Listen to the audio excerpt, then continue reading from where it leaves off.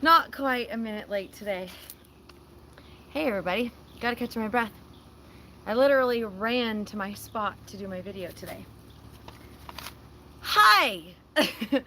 I am Mary from Mary's Heirloom Seeds. Thank you for joining me. I'll give you guys a couple seconds to hop on and see what's going on tonight. Whew. It's a little warm today. So I go live here every Thursday.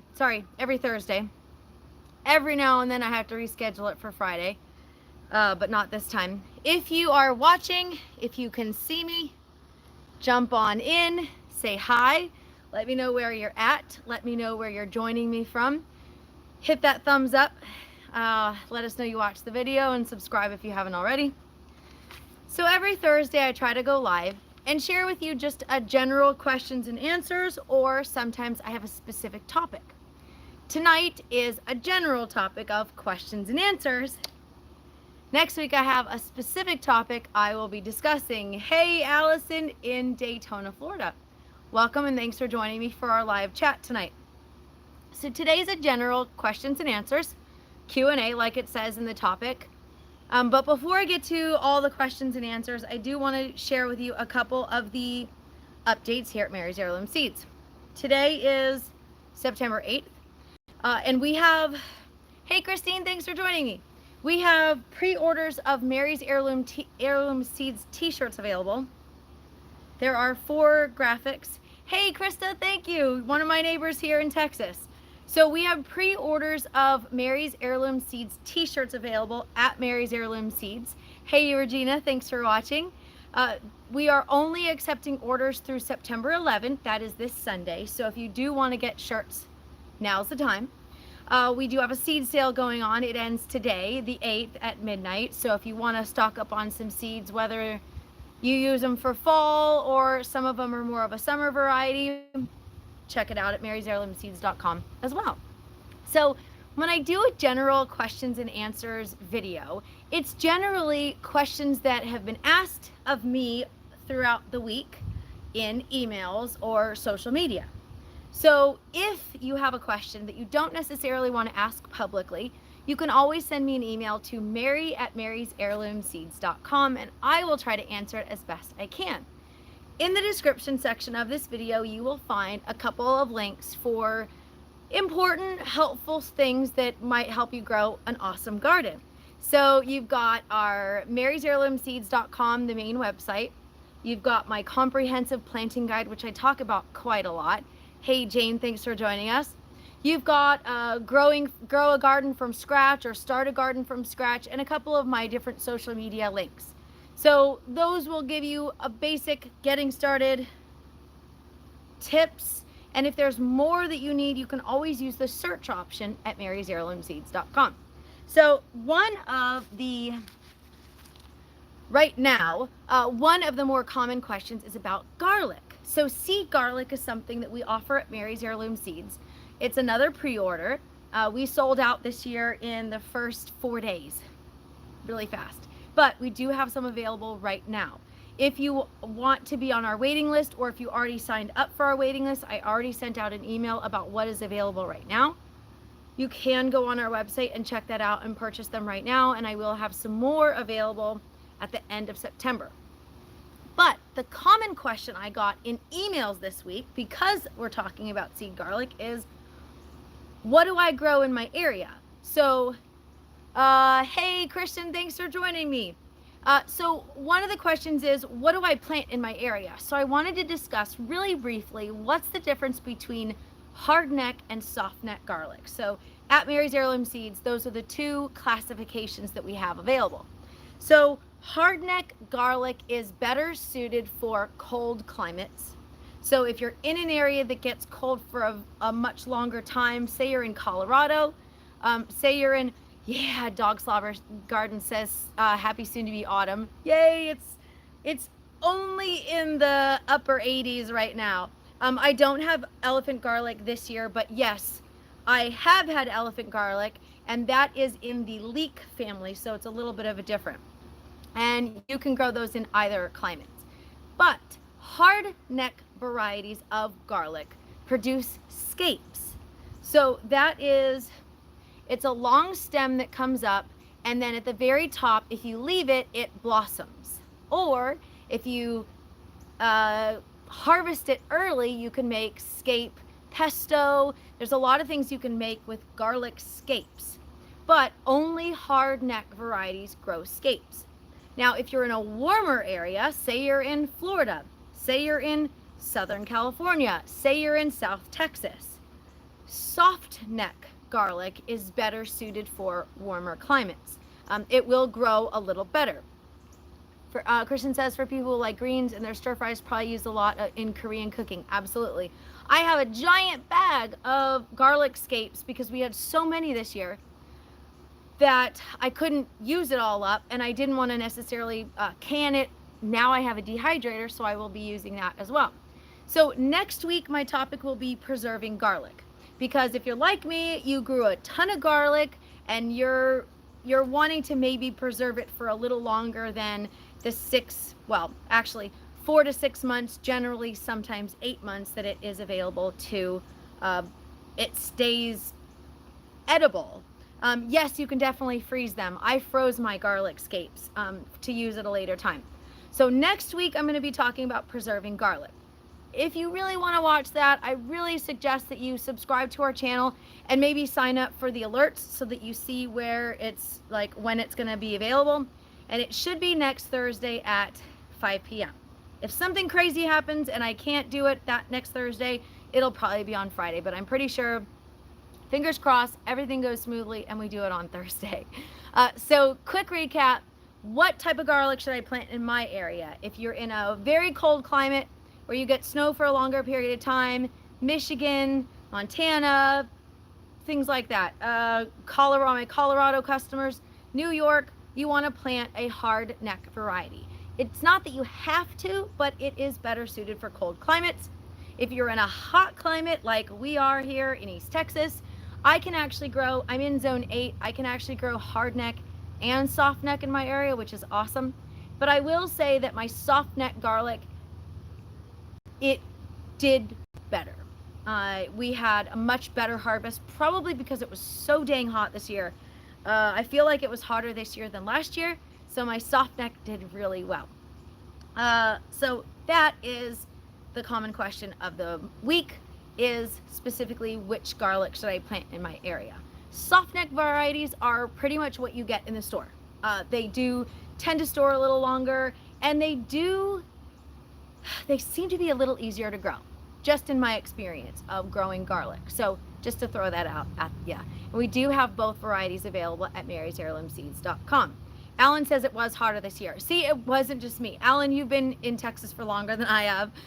Hey, Linda, thanks for joining me. My husband is originally from West Texas, and he said the same thing, that he felt like it was harder for us. In Zone 8 also suggests which hardneck to plant just for the scapes. So right now, the only hardneck variety we have available is Spanish Roja.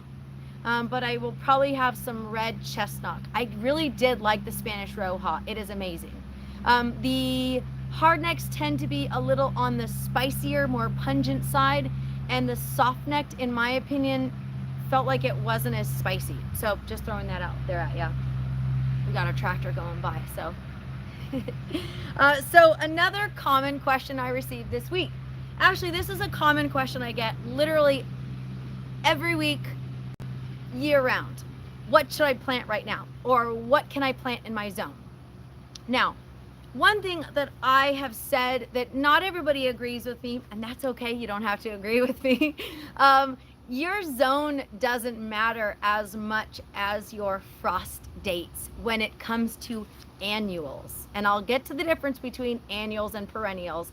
And I'm not even going to go into fruit trees right now, because that's a whole, you could do a whole series of videos on fruit trees. Your frost dates are more important because you need to know when to plant outside. You need to know how long of a growing period you have.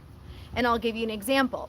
So in Ramona, California, which is where we were 2 years ago, I had a frost date period, a growing season of 285 days. So that is 285 frost-free days that I had to grow annual vegetables. So we're talking tomatoes, squash. Hey, Cecilia, thanks for joining me. The general annual vegetables. Some peppers are perennials, and we'll discuss that a little bit. So that is my planting time. So that is more important than necessarily my zone. Zones are really good for perennial varieties, and I'll discuss that again at a later time. And it's not to say that your zone doesn't matter. In my opinion, your frost dates are really important.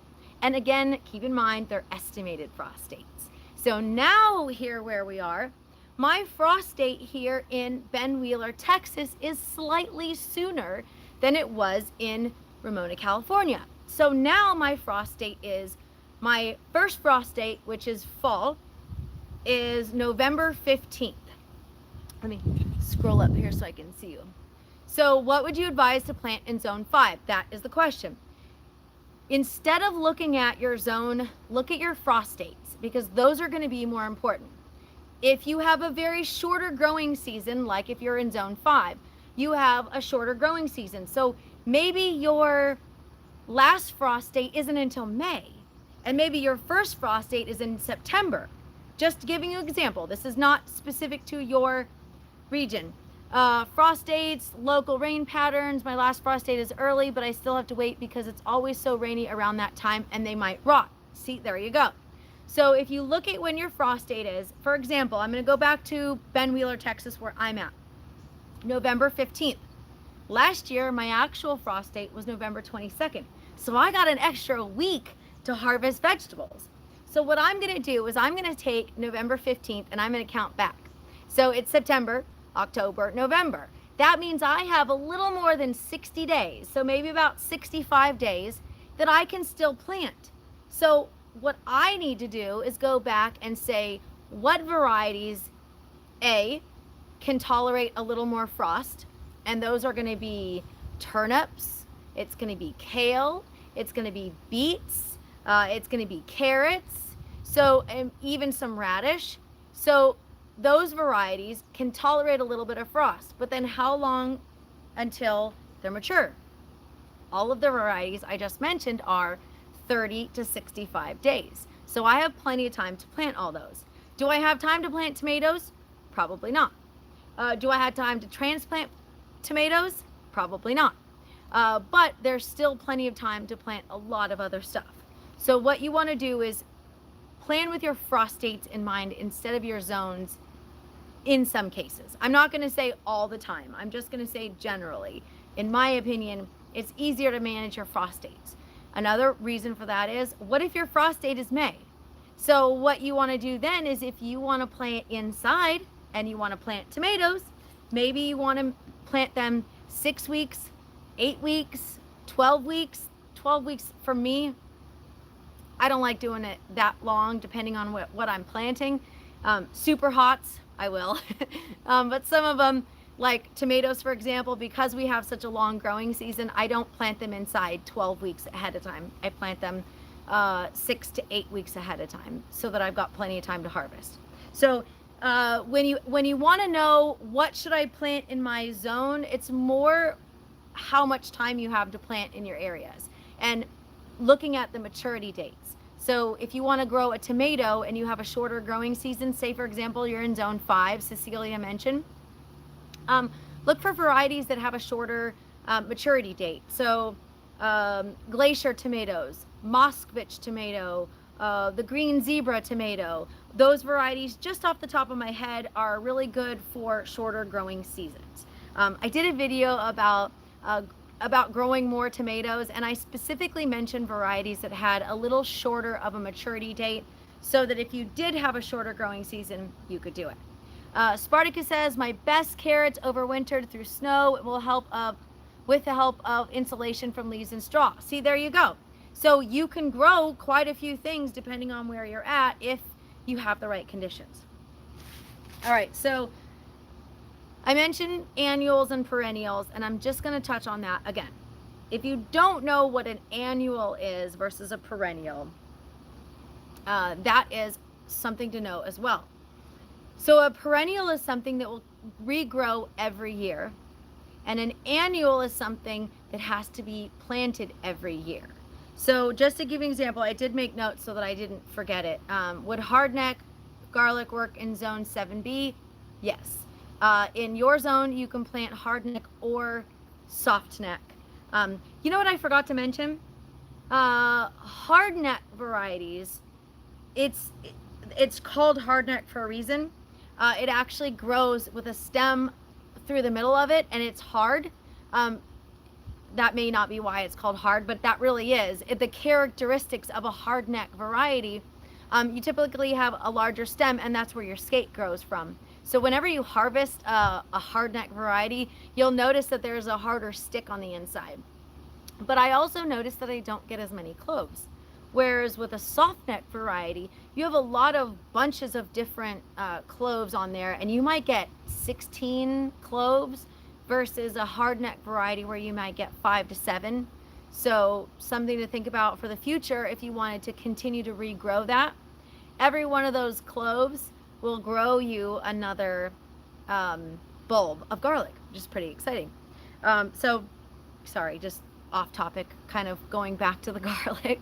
I love garlic, and I will be, like I mentioned, I will be discussing preserving your garlic a little long term, more so than just harvesting it and allowing it to cure. We're going to really talk about how we can preserve it for a longer period of time. So anyway, a perennial comes back every year. An annual has to be replanted every year. So perennials are things like, there are some peppers that you can overwinter as a perennial.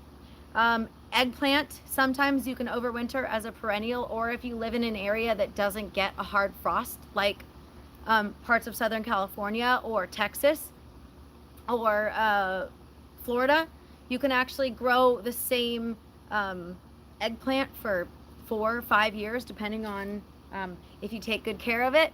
Artichoke is a really good one, asparagus, rhubarb.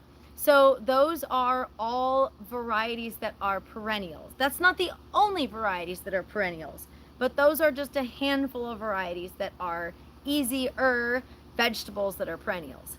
And then annuals are ones that you've got to replant every year. And I'm not talking about self-seeding like an amaranth. I'm talking about replanting your seeds for, say, zucchini or cucumbers or tomatoes.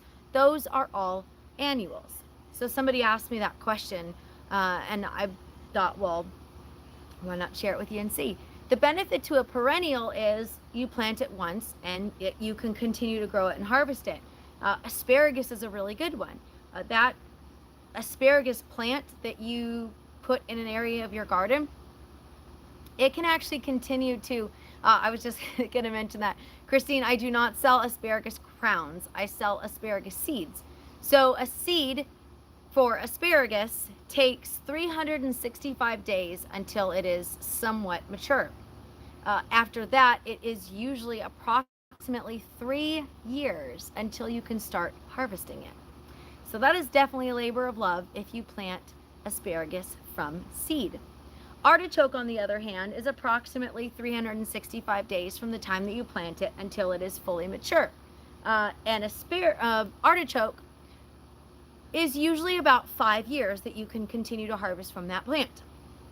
One thing that people don't realize is something like Swiss chard. Again, if you live in an area that isn't has a more moderate climate, like when I lived in Southern California, I had different Swiss chard varieties that grew for almost 2 years.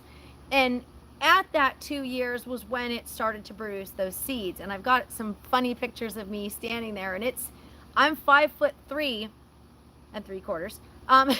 And it's taller than me. So it was 6 feet tall, and it was starting to sprout those little beads on the stem for seeds. So there's a lot of things you can grow. Carrots, for example, you can overwinter those. I wouldn't necessarily call them a perennial, but you can continue to slowly harvest them throughout the winter if you have optimal conditions. So I think that is it for my questions and answers. Those are my recently asked questions from customers. If you have any questions, you're always welcome to answer or ask them during my live videos. You can send me an email. My email is mary@marysheirloomseeds.com. So if you have those questions and you don't get to answer them during a live video, or you want them answered not publicly, ask away, send me an email. And then before I finish up, we've got a couple of new things on our website at Mary's Heirloom Seeds. Regina says, I planted asparagus in a trough planter. It's going good so far. I've noticed it blooms twice a year, early spring. Oh, yay! Cecilia got her seeds. Early spring and again in late summer. Yes, sometimes that is normal. And you want, hey Denise, thanks for joining me.